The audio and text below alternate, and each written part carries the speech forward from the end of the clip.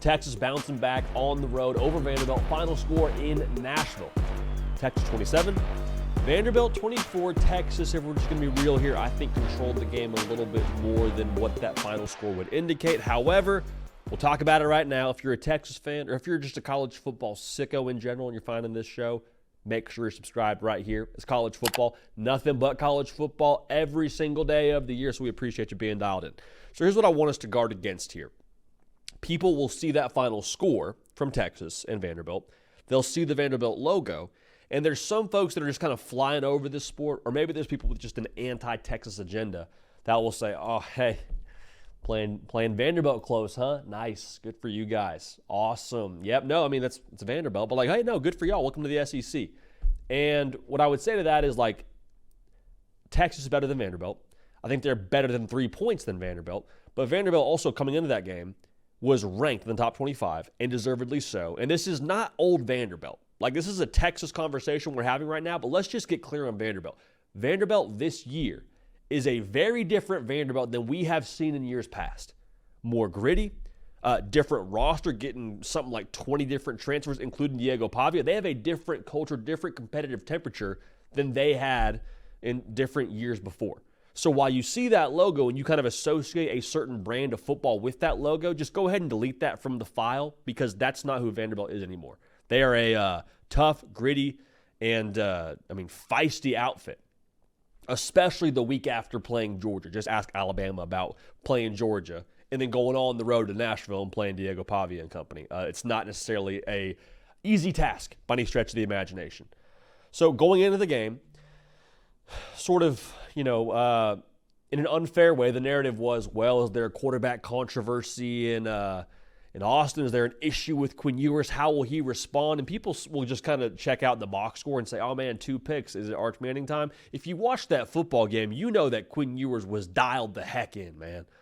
He was locked in. He bounced back in a massive way from that game against Georgia, and then bounced back from an early interception, which, let's just be real here, both those interceptions, in my opinion, you can pin on Quinn Ewers because he's the quarterback, and like that's what happens when you got, the QB1 label on yourself as the guy in Austin. But, I mean, tip passes, it is what it is.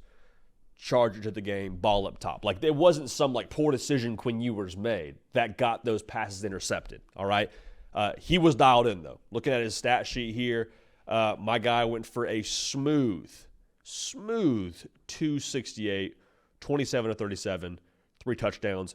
Mentioned the 2 picks, but overall, like, if you actually watch that football game, you know Quinn Ewers is your starting quarterback, right? Arch Manning's going to be great for a long time in Austin.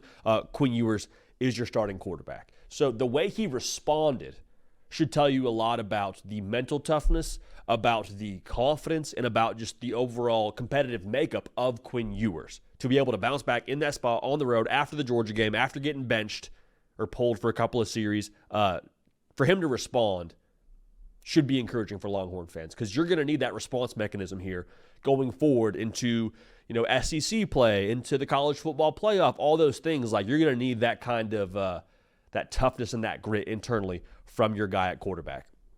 Now, in this game, there's a lot that you could break down about, the time of possession, how Texas was able to ultimately defend against what happened against Alabama for Vanderbilt, where Vanderbilt just holds the ball for 45 minutes. Like, Texas did a great job winning that way. Texas ran the football well at times. But at the end of the day, man, like, for Texas, at the end-all, be-all for them will be their dudes on the perimeter beating your dudes. And you absolutely, if you're Texas, have to have other punches. We mentioned that. You got to play well on defense. We'll talk about that. But, like, Texas will be able to ultimately impose their will on you when their perimeter players are winning at the clip they're supposed to win at.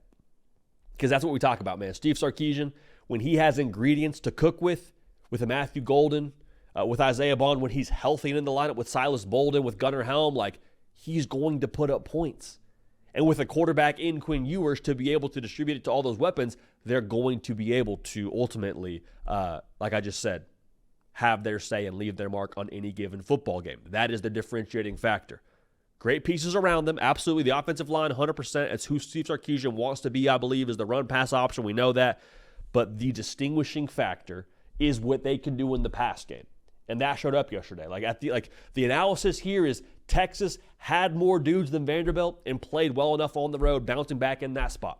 And I love what Sark said after the game as it pertains to the kind of win that was for Texas. Because we say it a lot on this show, but it's I think great when head coaches say it out loud too. He's like, hey, this was a toughness win for us. This was a culture win for us, because you get so emotionally invested into the Georgia game and give your all to that one and then have things not go your way and don't play your best football, and then you go on the road. It's very easy for you to not respond the way that championship teams respond. And give a lot of credit to Texas. Whether you won that game by 21 points or by 3 points, and again, it's a touchdown at the end there, you recover an onside kick to ultimately seal the deal, but Texas controlled more of that game than what the final score indicates. Regardless, you take a win on the SEC or in the SEC on the road against a ranked Vanderbilt team, you'll take it. You'll absolutely take it. The defense answered the challenge yet again. And this is a defense now that just flies around. They played well against Georgia, despite what that point total was against them. Forced 3 turnovers.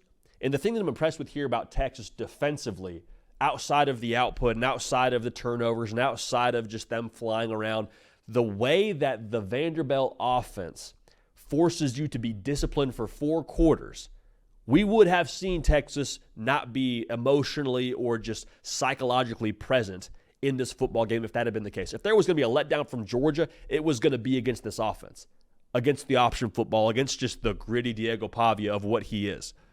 Continue to attack, continue to fly around. There was one play over 20 yards. If you're Texas defensively, that's phenomenal. Michael Taft, dude, I could watch that dude play football all day long. The way that he runs the alley, the way that he plays with his hair on fire, to me, I think he embodies, as funny as it is to say, what Texas football is on the defensive side. It's gritty, it's high energy, it's impactful. His presence is felt every single football game. And yesterday, the way that he flew up there and made multiple tackles and arrived with bad intentions, had the forced fumble, that is a dude now that, again, I could watch play football all day long. And I think he embodies what the new Texas is overall. So, as we turn the page here for Texas, you bounce back from the Georgia game, you played well on the road, you beat a top 25 team, all things we've discussed. I think it's worth at least acknowledging that Georgia game, as much as it hurts, as much as you wish you had played your best football, losing that game in the way that you did could end up being the best thing to happen to Texas all year long. Reason why I feel that is two-piece. 2 reasons why I feel like the Texas loss to Georgia could be the best thing that happened to them all year long. The first reason could be the wake-up call. If you're Texas going into that game, right, number 1 in America, everyone's saying there's no dominant team, but maybe Texas is a dominant team.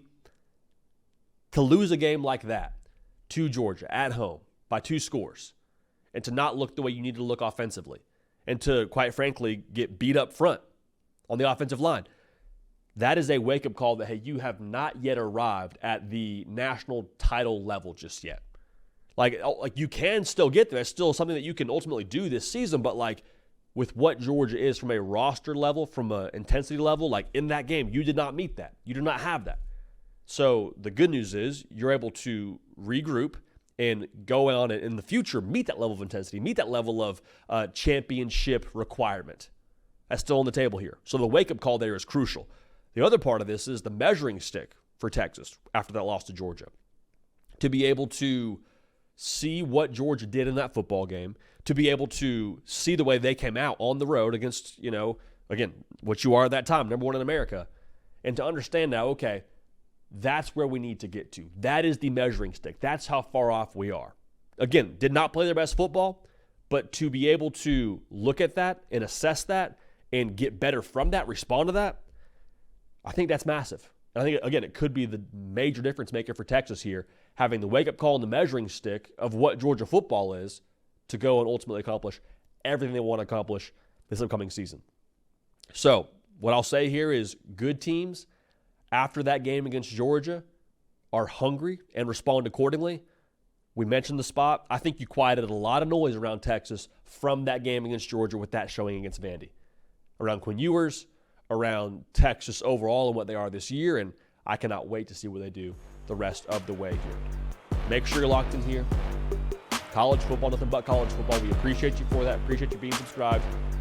Follow me on the socials, Instagram and Twitter, @JDPicKell. Appreciate y'all. Love y'all. Going to keep this party rolling, and we will see y'all next time.